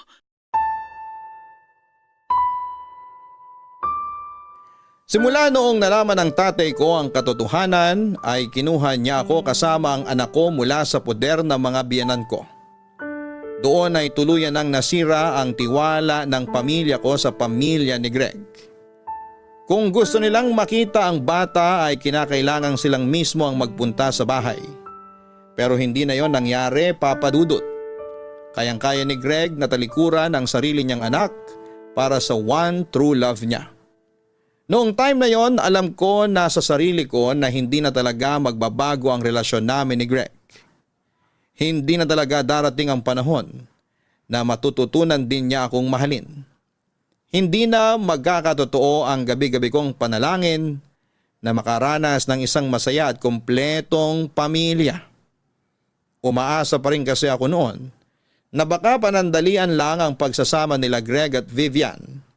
Umaasa ako na balang araw ay ako rin ang pipiliin nito kapag natapos na ang lahat. Nalaman ko na lamang na matapos umalis ni Greg para pagtaguan ang tatay ko ay tumira siya sa apartment ni Vivian. Ang puso ko na may nakaturok ng kutsilyo ay parang sinaksak ulit ng panibago noong nalaman ko yon, Papa Dudut. Hindi ko ma-describe ang sakit na nararamdaman ko. Sobrang liit ng tingin ko noon sa sarili ko dahil kahit na anong gawin ko ay hindi talaga ako kayang mahalin o piliin man lang ni Greg. May pagkakataon noon na hinahanap-hanap ng anak namin si Greg dahil nami-miss na raw niya ang tatay niya. Patago ko noong tinatawagan si Greg para makausap niya ang anak niya at tuwing nangyayari yon ay dinig na dinig ko ang boses ni Vivian mula sa background. Patunay na magkasama talaga silang dalawa. May time pa nga noon na ipinakilala mismo ni Greg si Vivian sa anak namin. Doon ako nahimasmasan. Grabe na ang pambabastos na ginagawa nila sa akin noon. Kaya naisip kong tapusin na lamang ang lahat. Makikipaghiwalay na ako kay Greg. At ilalayo ko na sa kanya ang anak namin. Matagal ko yung pinag-isipan pero ilang araw bago ang pagkikita sana namin ni Greg ay isang balita ang nalaman ko, Papa Dudut. Asela! Nandito ako! Greg, pasensya ka na, kararating ko lang. Pinatulog ko muna yung bata bago ako lumabas. Okay lang. Bakit mo pala ako gustong makausap? May gusto ko itanong sa'yo. Sakto. May gusto rin akong sabihin sa'yo. Pero sige, mauna ka na. Ano ba yung itatanong mo? Totoo ba yung nalaman kong balita?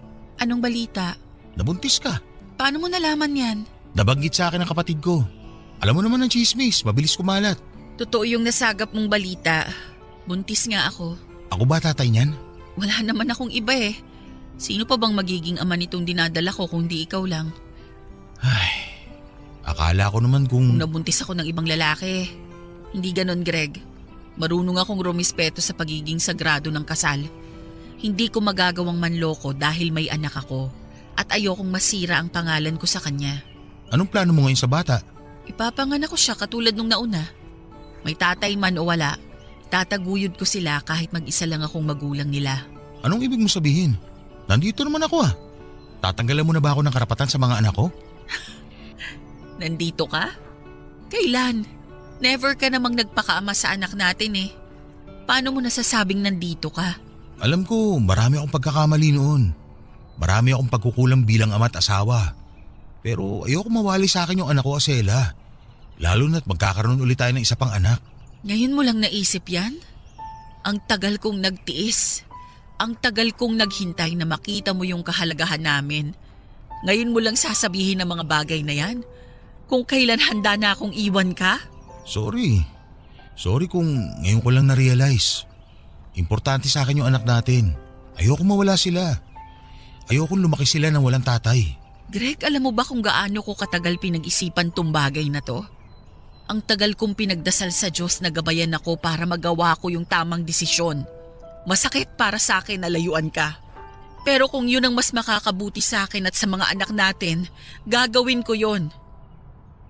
Ngayong nakapag-isip na ako at nagkaroon ng sapat na tapang, ganito ang gagawin mo? Sasabihin mo sa akin na hindi mo kami kayang mawala sa buhay mo? Hindi ba ikaw mismo yung umalis? Iniwan mo kami? Yun ang totoo, Asela. Bigyan mo ako ng second chance. Patutunayan ko sa iyo yung totoo. Paano si Vivian? Hanggat kasama siya sa buhay natin, hindi kita matatanggap. Oo, mali yung ginawa ko na ako yung nang-agaw. Pero matagal na panahon na yun. Kasal na tayo. Magkakaroon na tayo ng pangalawang anak. At kung hanggang ngayon, hindi mo pa rin siya mapakawalan sa puso mo, mas mabuting siya na lang ang piliin mo kaysa sa amin. Iiwan ko siya. Tatapusin ko na kung ano man meron kami ni Vivian. Bigyan mo lang ako ng ilang araw para ayusin tong buhay ko. Pangako, ibibigay ko na sa inyo ang buong atensyon ko. Please, Asela. Patunayan mo muna na magbabago ka na. Ibalik mo yung tiwala ko sa'yo bago kita tanggapin sa buhay namin. Oo, gagawin ko yun, promise. Sana nga gawin mo. Sana totoo na to. Sana sa pagkakataong to, ako naman yung subukan mong mahalin. Magsimula ulit tayo. Subukan nating ayusin tong pamilya natin. Sige na, mauna na ako, Greg. Ihahatid na kita. Hindi na. Kaya kong umuwing mag-isa. Ayusin mo na yung kailangan mong ayusin. At kapag ready ka na, mag-usap na lang tayo ulit. Salamat. Sana mapatawad mo ako sa lahat ng kasalanang nagawa ko sa'yo. Sana may puwang pa rin ako dyan sa puso mo kahit ilang beses na kitang sinaktan. Alam kong mahirap paniwalaan itong mga pinagsasabi ko ngayon. Pero nung nalaman ko magkakanak ulit tayo, doon ko lang talaga napagtanto na hindi na ako binata. May 2 bata nang nakasalalay at umaasa sa akin. Hindi ko pwedeng talikuran yung responsibilidad ko na yun sa kanila. Katulad ng sinabi ko, ayusin mo muna yung issues mo bago ka bumalik sa amin. Mauna na ako.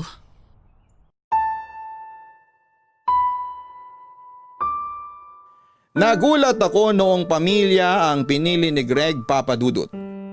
Ready na ang puso ko noon na masaktan dahil sa inaasahan ko ay mas pipiliin ni Greg si Vivian kesa sa aming pamilya niya. Pero noong nalaman niyang magkakaroon ulit kami ng anak ay para bang nahimasmasan siya sa mga pinaggagawa niya sa akin. Iniwan ni Greg si Vivian at bumalik si Greg sa piling namin. Kinausap nito ang tatay ko at humingi siya ng tawad sa ginawa niya at humingi ng ikalawang pagkakataon para patunayan sa aming lahat na nagbago na siya. Kung si tatay ang tatanungin, hindi na dapat niya patatawarin pa si Greg. Pero dahil inaalala niya ang mga apo niya na mawawala ng ama ay mas pinili niyang bigyan ng second chance si Greg. Ipinakita naman sa amin ni Greg na nagbago na siya. Nag-iba na raw ang priorities niya sa buhay at hindi niya kayang iwan ang anak niya pati na rin ang magiging pangalawang anak namin. Para mapatunayan sa akin na hindi na sila nag-uusap ni Vivian, ay naging transparent sa akin si Greg. Ibinigay niya sa akin ang passcode ng phone niya para tuwing nag-overthink ako ay pwede ko raw i-check ang phone niya dahil alam niyang wala na akong tiwala sa kanya. Papadudot hanggang sa naisipan ko ang second baby namin ni Greg ay naging mabuting asawa siya sa akin. Hanggang ngayon ay buo pa rin ang pamilya namin. Mas masaya kumpara noon, mas tahimik at mas maayos na ngayong wala na ang isang Vivian na kahati namin sa atensyon niya. Ako yung pinili ni Greg at nagpapasalamat ako doon kahit naramdam ko na kahit anumang gawin ko. Ako man ang pinili ay mananatili pa rin akong pangalawa sa buhay nito. Wala na akong magagawa doon, ang mahalaga ay patuloy siyang nagpapakaama sa mga anak namin. Dito na po natatapos ang kwento ko, Papa Dudut. Maraming salamat at pagpalain po sana kayo ng Diyos. Ang inyong forever kapuso at kabarangay, Acela. Hindi madali ang magpatawad lalo na kung puso na ang nabasag. Pero mas mahirap ang mabuhay sa galit habang ang pamilya ay unti-unting nawawasak. Kung pinili mo magpatawad at muling magbukas ng pintuan ay gawin mo ito hindi dahil nakalimot ka sa sakit, kundi dahil pinili mong unahin ang pagmamahal para sa sarili mong pamilya. Hanggang sa muli, ako po ang inyong si Papa Dudut sa mga kwento ng pag-ibig, buhay at pag-asa sa Barangay Love Stories number 1. Barangay Love Stories. Barangay Love Stories. Kwentuhan naman tayo dito sa comment section. Ang mga kwento ng pag-ibig, kwento ng buhay at kwento ng pag-asa dito sa Barangay Love Stories. Love Stories.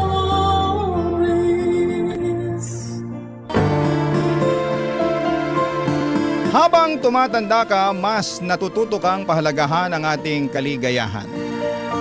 At minsan ay dumarating ang pagmamahal sa pinaka hindi inaasahang oras at pagkakataon. Pero handa ka bang magmahal ng taong mas bata sa iyo ng maraming taon? Dear Papa Dudut, ang sabi nila minsan daw ang tao tumatanda ng paurong. Nakagagawa ng mga desisyon na walang ibang iniisip kung hindi ang mga sarili nila.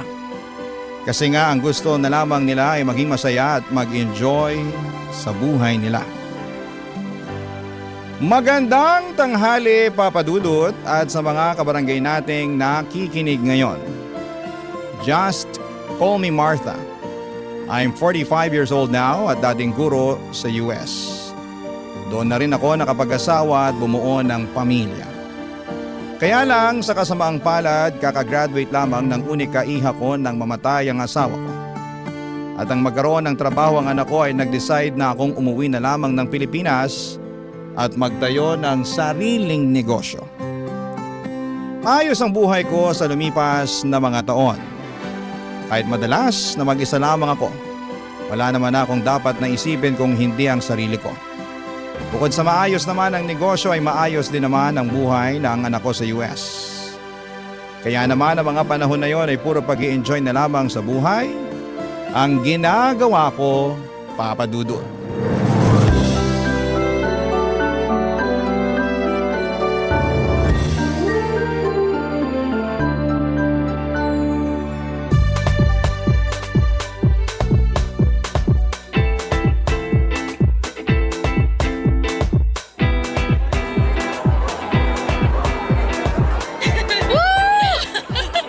Sayaw pa tayo, Mars! Mars! Pahinga muna tayo. Ano? Ang sabi ko, magpahinga muna tayo kasi nangangawit na yung binti ko sa kakasayaw natin dito. Ay, ano ba naman yan, Mars? Sabi ko naman kasi sa'yo, dalasan mo pagsama sa akin sa gym. Gagawin ko talaga na maabutan ko naman yung kaseksihan mo. Pero sa ngayon, umupo muna tayo kasi sumasakit na talaga yung mga kasukasukan. Ay nako, tara na nga dun sa table. Grabe, Mars! Ang taas pa rin talaga ng energy mo no hanggang ngayon. Hindi may dedenay na hawak mo pa rin yung title na Queen of the Dance Floor. Ay nako, maka-queen of the dance floor ka naman dyan. Totoo naman, Mars. Aba, tinalo mo pa sa pagsasayaw yung mga bagets na humahataw sa dance floor kanina. Ay, mga kulang kasi sila sa exercise, kaya ang bilis nilang mapagod. Kung kasing sipag mo lang talaga ako mag-exercise, nako, baka magkasing sexy pa rin tayo hanggang ngayon. Naalala ko tuloy ng mga kabataan natin. Nagbibilang pa tayo ng mga nanliligaw sa atin. Pero, ikaw ang palaging nananalo dahil hindi hamak na mas maraming nagkakagusto sa'yo. Sino ba naman kasing hindi magkakagusto sa campus muse at queen of the dance floor ng batch natin? Ay naku, matagal naman na yun, Mars. At matagal na rin lumipas ang kagandahan ng kabataan natin. Ay, Mars, teka. May nakatingin dito. Papalapit! Hi ladies. Free cocktails nga pala para sa inyo. Wow! Free cocktails! Anong meron, Pogi? May special promo kasi kami tonight para sa mga best dancers sa floor kanina. Ay, kasama ba talaga ako dyan o para sa kaibigan ko lang yan? Hoy, Lani, ano ba yung sinasabi mo? Nakakahiya naman sa kanya. Baka mamaya kung anong isipin eh. Naku, ayos lang yon miss. Magaling ka naman talagang sumayaw kanina. I'm Jeric nga pala, isa sa mga DJ sa resto bar na to. Oo, alam ko! Alam mo? Ibig sabihin, kilala mo na siya? Ay, hindi ko siya kilala pero alam kong DJ siya. Kanina ko pa kasi siya nakikita na tumitingin sa'yo mula dun sa pwesto niya sa booth. Alam mo, Mars, kanina ka pa humihirit ng ganyan ha. Nakakaya na talaga dito kay Jeric. Jeric, pagpasensyahan mo na tong kaibigan ko Ganyan lang talaga yung kakulit. Ayos lang miss. I'm Martha nga pala at siya naman si Lani. Nice meeting you ladies. I guess it's time for you to enjoy the drinks and the night. Thank you ulit dito sa cocktail na binigay mo ha. You're welcome Martha. See you later. Tama ba yung narinig ko, Mars? Tinawag ka niyang Martha! Ano namang problema doon? Ayun naman talagang pangalan ko. Wala man lang miss, ma'am o madam, Martha talaga ang FC ha? Alam mo Mars, malakas ang kutob ko na type ka ng bagets na yan. Ay, grabe ka naman mag-isip, Mars. Nagbigay lang ng cocktail, type na kaagad ako. Eh bakit naman hindi? Kanina ko pa kaya siya napapansin na panay ang tingin niya sa'yo mula dun sa may DJ booth. Tsaka, aminin mo, yummy si bagets. Oo. Pero alam mo namang hindi ako pumapatol sa mas bata pa sa akin, no? Kasi ayokong ako yung mas nag-aalaga pagdating sa relasyon. Malay mo naman, mabago ni bagets ang pananaw mo pagdating sa bagay na yan. Basta, malakas ang kutob ko, mukhang tinamaan sa'yo yang si Jerry.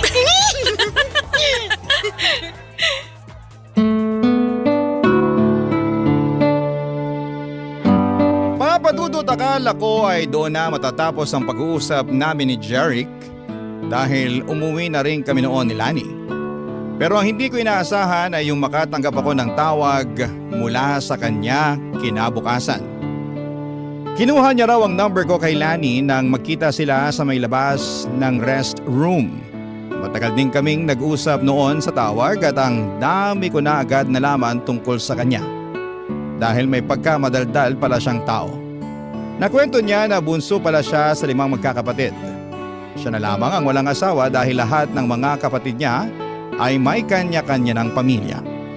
Madalas ng araw siyang tinutokso kapag may family gathering. Hinahanapan ng girlfriend o babaeng pakakasalan niya raw balang araw. Ang sabi ko naman, bata pa siya sa edad niya na 27 noon. Marami pa siyang makikilala, lalo na sa nature ng trabaho niya.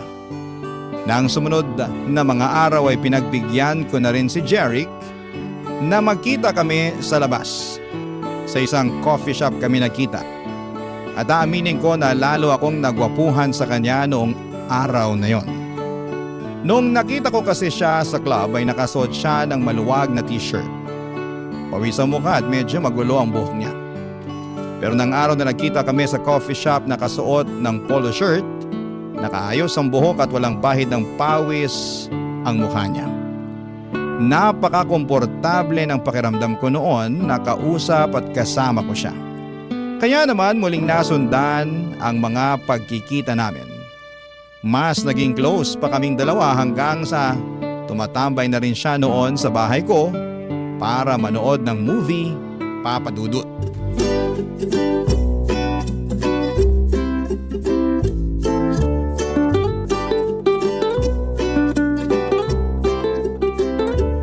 Ang ganda ng ending ng movie, no? Nagandahan ka kahit parehong namatay yung bida? Oo, kasi namatay sila na pareho nilang alam na mahal nila ang isa't isa. Bihira na kaya ang ganun sa panahon ngayon? Naks, panahon ngayon parang ang tanda mo na. Totoo naman ang sinabi ko. Bihira na mangyari yung mamahalin mo ang isang tao hanggang kamatayan mo. Sa bagay, may punto ka naman. Iba na rin kasi talagang generation ngayon, ano?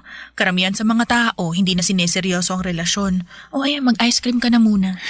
Thank you, Martha. Mukhang masarap to, ah. Ay, oo, favorite ko talaga tong ube na flavor. Dito nga palaging nasisira ang diet ko eh. Ay, hindi mo naman kailangang mag-diet kasi hindi ka naman mataba. Akala mo lang yun kasi palaging maluwag ang mga damit na sinusuot. Uy, ang sexy mo kaya nung gabi sa club kung saan kita unang nakita. Maka-sexy ka naman dyan. Party dress kasi yun kaya medyo fit sa katawan ko. Bagay talaga sa'yo kasi lalong lumabas ang kaseksihan mo.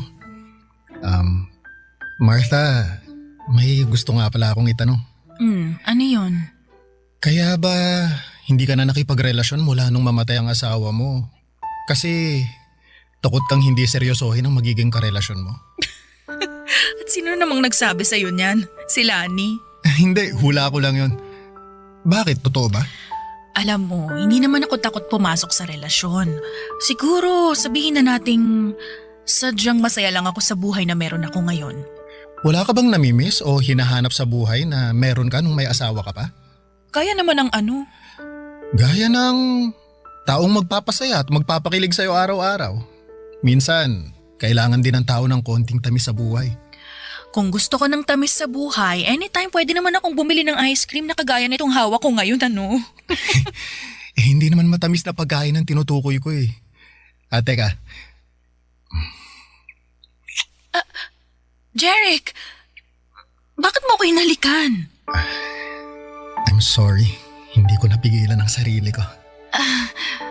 Ayos lang. Wala namang problema para sa akin yung ginawa mo. Anong ibig mong sabihin? Okay lang na hinalikan kita? Oo. Binata ka naman at matagal na akong byuda. Kaya wala akong nakikitang mali sa ginawa mo. Ibig sabihin, okay lang na halikan ulit kita? Hindi. Ha? Akala ko ba walang problema kasi pareho naman tayong single? Oo, pero ang ibig kong sabihin, mas okay kung ako ang hahalik sa'yo.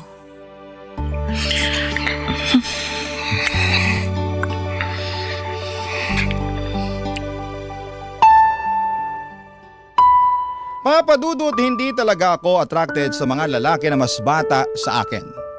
Never ako nag-entertain kapag alam ko na mas matanda ako.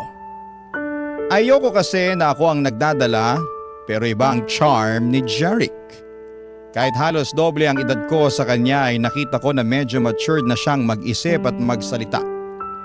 Alam ko rin naman na hindi pera ang habol niya sa akin dahil may kaya rin siya sa buhay. Walang ibang responsibilidad kung hindi ang sarili niya. At ramdam ko na maganda ang intensyon niya para sa akin. Ayun nga lang ay hindi ko alam kung ano na ba ang estado ng relasyon namin noon. Pero ayos lang naman sa akin kasi wala pa rin sa isipan ko na pumasok sa seryosong pakikipagrelasyon. Ang mahalaga sa akin noon ay nag-i-enjoy ako sa kung ano ang meron sa aming dalawa ni Jeric Papa Dudut. Barangay Love Stories. Barangay Love Stories. Papa Dudut, nauwi rin po sa relasyon ang namamagitan sa amin ni Jeric. Siya mismo kasi ang humingi ng label at assurance sa aming dalawa. Gusto niya raw kasi na masiguradong wala nang ibang lalaki ang aaligid sa akin. Kahit nga ang kaibigan kong si Lani ay kinikilig noon sa aming dalawa ni Jeric. Sinabi niya na mukhang seryoso daw sa akin si Jeric. Inamin ko naman noon sa kanya ang katotohanan na hindi ako seryoso sa kung anuman ang meron sa amin ni Jeric. Oo, masaya at nag-i-enjoy ako sa company niya. Lalo na at first time kong makipagrelasyon sa mas bata sa akin. Pero wala talaga sa isipan ko na seryosohin ang kung anuman ang namamagitan sa aming dalawa. Pakiramdam ko rin naman noon, Papa Dudut, ay nasa stage si Jeric ng pag-i-explore kasama na ang pakikipagrelasyon sa mas matanda sa kanya. Ramdam ko na pareho kami ng hinahanap sa isa't isa. Gusto lamang naming mag-explore at mag-enjoy. At natagpuan namin yon sa isa't isa noon, Papa Dudut.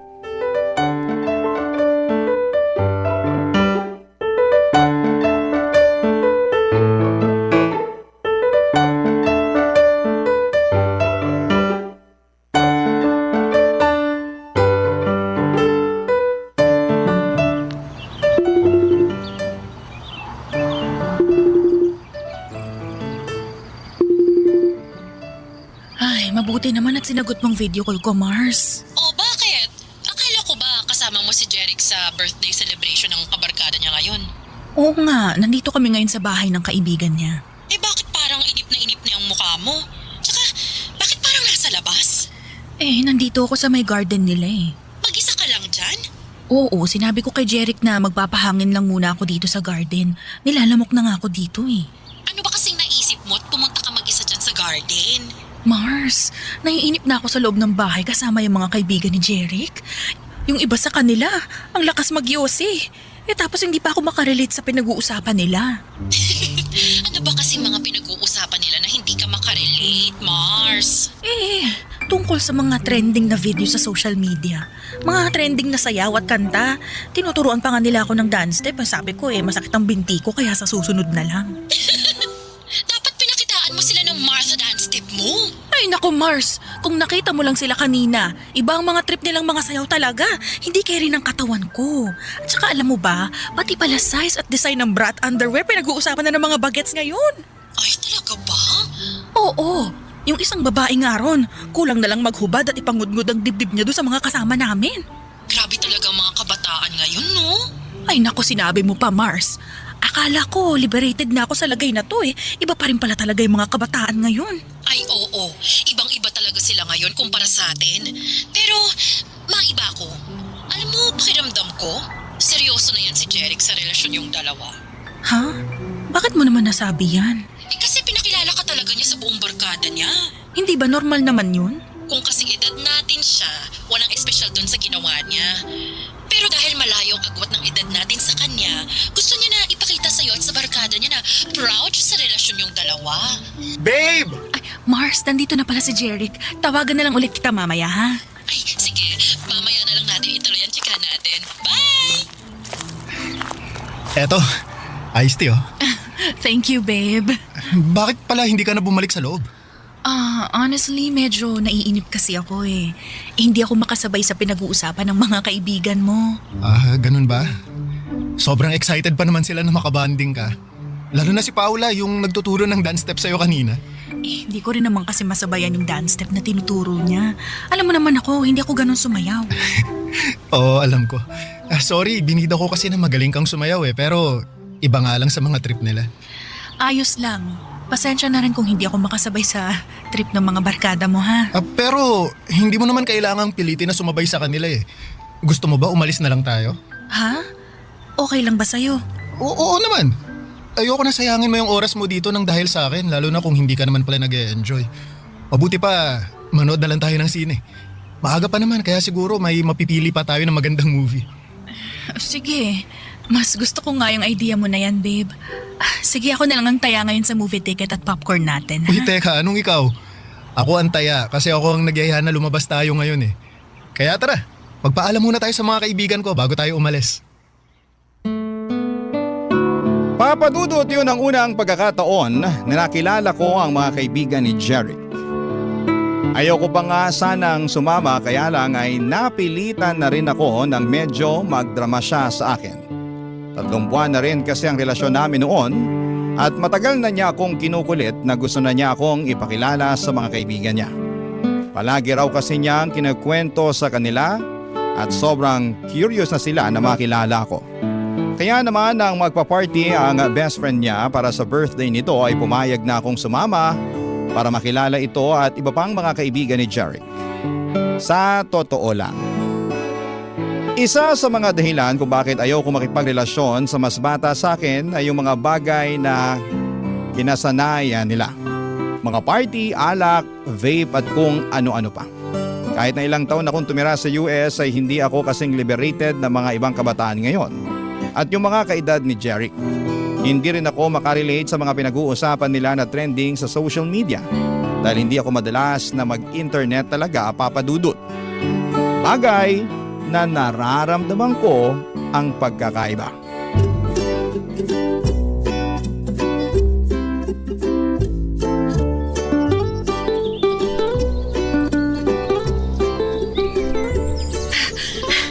Sandali lang, babe. Pahinga muna tayo sa pagtakbo. Medyo hinihingal na kasi. O sige babe, sakto. Upo tayo dun sa may waiting shed. Eto, bottled water. Thank you, babe. Pahinga muna tayo ng ilang minuto dito. 2 kilometers na lang naman ang kulang natin eh. Ano? 2 kilometers pa? Oo, konti na lang yun kasi naka 3 kilometers na tayo. Mamatay-matay na nga ako sa katatakbo natin kanina eh. Pwede naman nating mas bagalan ng takbo mamaya para matapos mo yung running workout natin ngayon. Sige. Ang mahalaga naman matapos ko kahit hindi ganun kabilis, tama ba? Oo, kahit lakad takbo pa ang gawin natin mamaya. Yan talagang gagawin ko kasi baka hindi na ako makapag-gym bukas. Pero alam mo, ang galing mo nga babe. Dati 1 kilometer pa lang tumitigil ka na kaagad sa pagtakbo. Ngayon nakadiretso ka na ng 3 kilometers na takbo. Palakas ka na ng palakas sa pagtakbo, babe. Paano ba naman ako hindi lalakas? Napakahigpit pero napakahati naman ng running coach ko. Naku, yung hati medyo tagilid tayo dyan. Pero yung mahigpit ako na running coach, ikiklaim ko na yan kasi para sa'yo din naman ang paghihigpit na ginagawa ko eh. Oy, teka, anong hindi ka hati?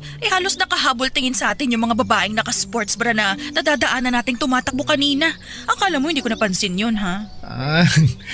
Nabilisan lang sila sa pagtakbo natin kaya sila napalingon. Ikaw talaga kung ano na naman yung iniisip mo.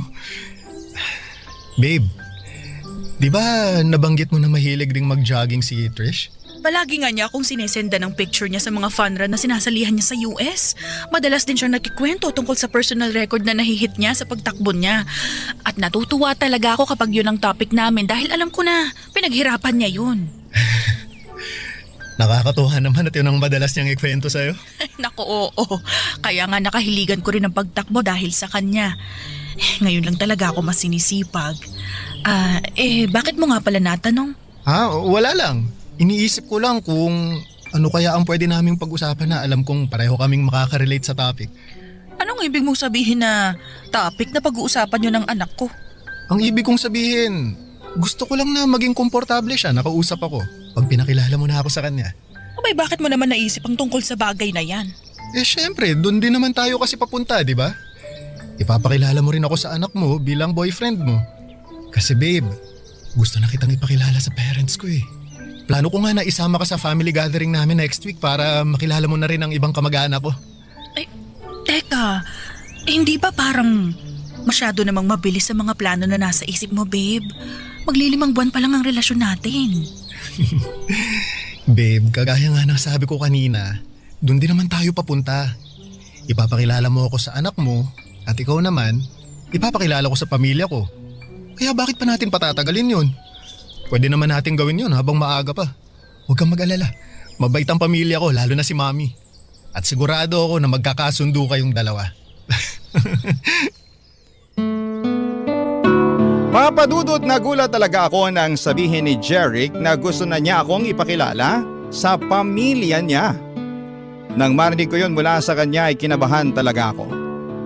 Hindi dahil sa excitement, kung hindi alam kong gusto ng iba na ang gustong mangyari ni Jeric sa relasyon namin.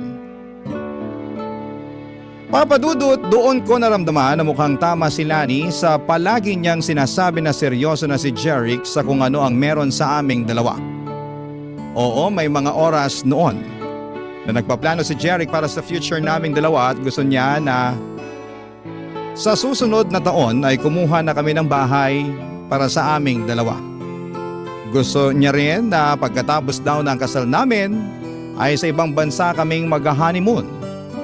At kung sino lang ang dapat na maging bisita sa araw ng kasal.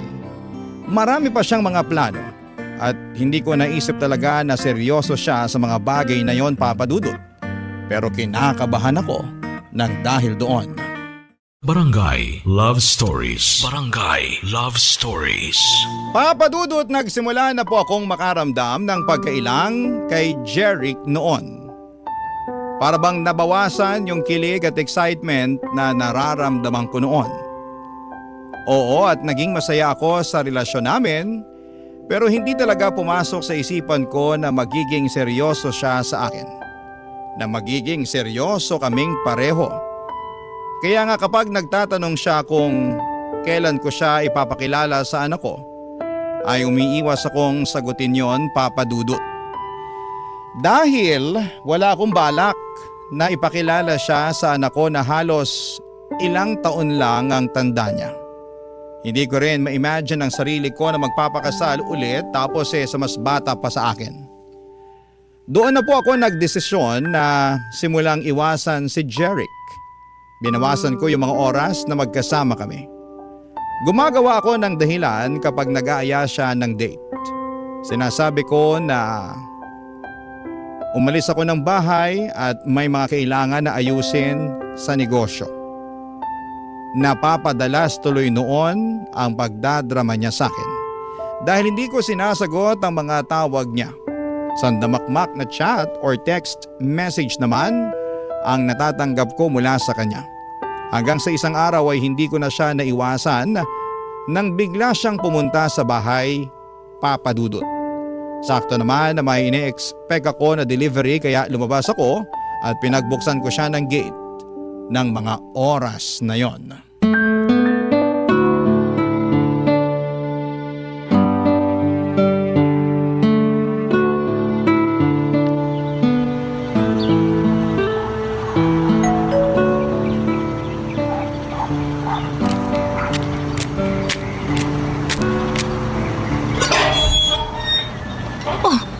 Jeric, ikaw pala yung nag-doorbell. Oo, ako nga. Akala ko yung magde-deliver ng in-order ko na makeup sa online. Ah, ganun ba? Baka parating na rin yun mamaya. Pero mabuti't pinagbuksan mo na ako ng gate, babe. Pasensya ka na. Madalas din kasi akong wala dito sa bahay. Ayos lang yun. Sabi mo nga, may inaasikaso kang mga papeles na may kinalaman sa negosyo mo. Ganun na nga.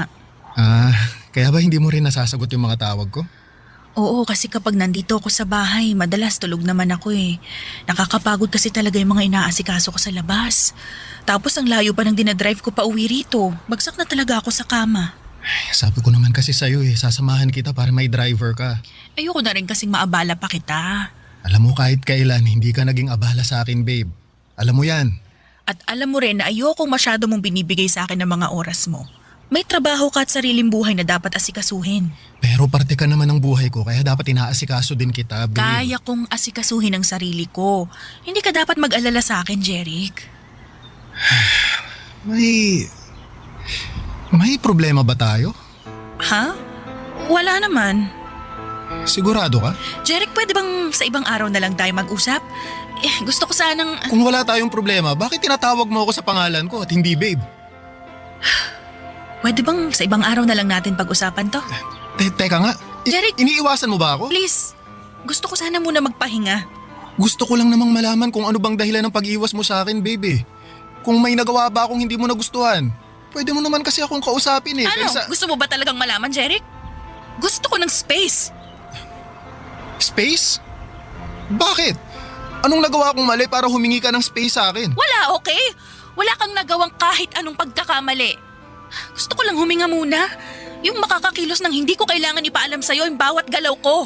Babe, kung nasasakal ka lang pala sa ginagawa ko, pwede naman akong mag-adjust.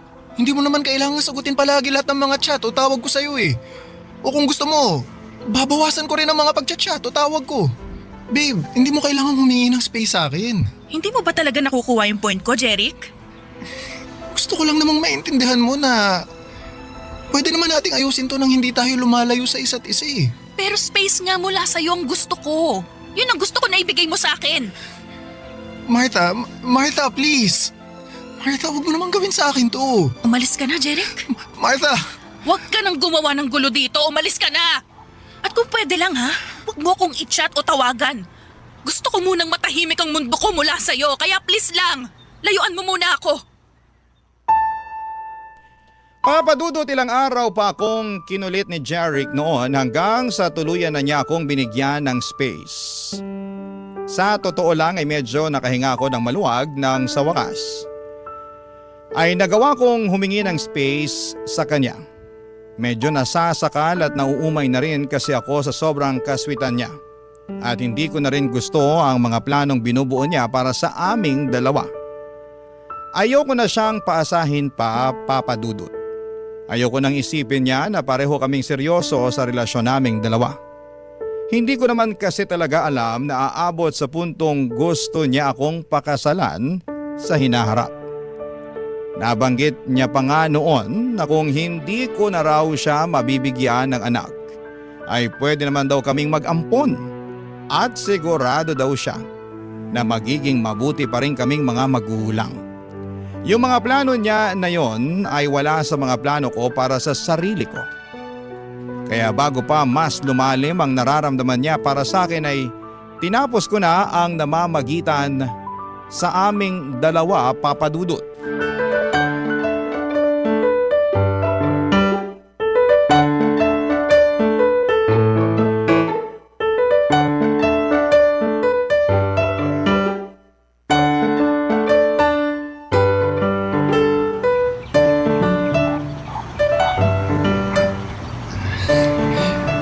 Martha, pwede ba tayong mag-usap? Mars, hintayin na lang kita sa parking para makapag-usap muna kayo ni Jerry. Sige, Mars. Tungkol saan pa bang gusto mong pag-usapan natin ha, Jeric? Siyempre, Jeric, hindi pa ba malinaw sa'yo ang lahat?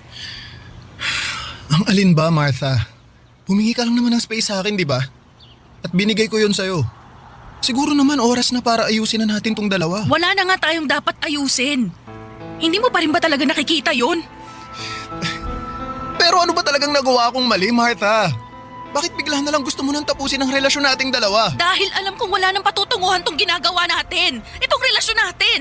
Paano walang patutunguhan? Martha, seryoso ako sa'yo, alam mo yan. Mahal kita. Mahal na mahal. Hindi kita mahal. Anong sabi mo? I'm sorry, pero kailangan na nating tapusin ang lahat sa ating dalawa. Sorry kasi nakikipag-break ka na talaga sa akin? Sorry kasi hindi mo ako mahal? O sorry kasi kahit kailan hindi mo naman talaga ako minahal? Martha, minahal mo naman ako, di ba?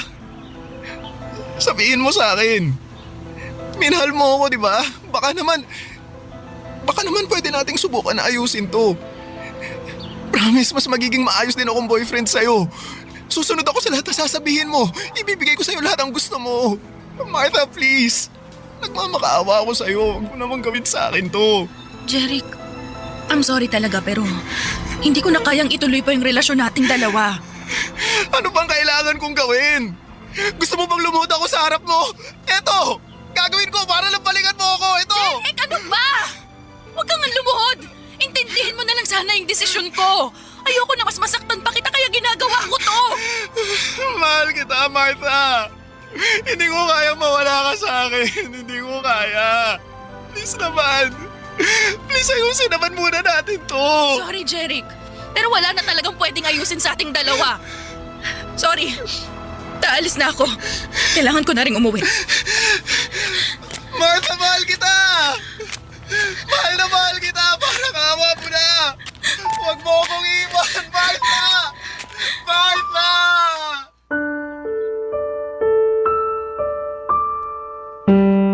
Papadudot, hindi rin naman naging madali sa akin ang pakikipaghiwalay kay Jeric. Kahit paano ay naging espesyal siya sa akin at aaminin ko na napakilig niya rin talaga ako. Para akong bumata ng 10 taon ng mga panahon na magkarelasyon kaming dalawa. Wala siyang ibang pinaramdam sa akin kung hindi puro kilig at saya lamang. Siguro kung nakilala ko siya noong kabataan ko at pareho kami ng edad ay baka siya na ang nakatuluyan ko. Pero hindi ngayon na gusto ko na lamang mag-enjoy sa buhay na mag-isa. Hindi rin kagad sumuko noon si Jeric Papadudut. Sinubukan niya pa rin gumawa ng paraan para magkabalikan kami. Sa kabila ng ilang ulit na pagtataboy ko sa kanya, may ilang beses pa siyang pumunta sa bahay para subukan na kausapin ako. Pero hindi na ako lumalabas para harapin siya. Kinukulit niya si Lani na tulungan siyang makausap ako at may isang beses na pumunta siya sa bahay na lasing at sumisigaw sa labas. Napilitan akong lumabas para kausapin siya. Halos sumagulhol ulit siya at nagmamakaawa na balikan ko siya. Hindi ko na rin tuloy napigilan ang sarili ko na maluha noon dahil sa awang nararamdaman ko. Hindi ko naman talaga gustong paasahin at saktan si Jeric noon. Gusto ko lamang na mag-enjoy sa buhay at maging masaya. At kahit ramdam ko kung gaano kaseryoso sa akin si Jeric ay hindi ko na siya pwedeng paasahin pa. Dahil alam ko na magkaiba kami ng pananaw sa buhay. At sa bandang huli mas masasaktan ko lamang siya. Nagigilty pa rin ako hanggang ngayon pero umaasa na mahahanap na ni Jeric ang babaeng masusuklian ng tama ang pagmamahal niya. Hanggang dito na lamang po ang sulat ko at salamat po sa pagbibigay ng oras sa pagbabasa ng aking sulat. Ang inyong forever, kapuso at kabarangay, Martha. Anong say mo sa Barangay Love Stories na ito? Pagkwentuhan natin sa comment section yan.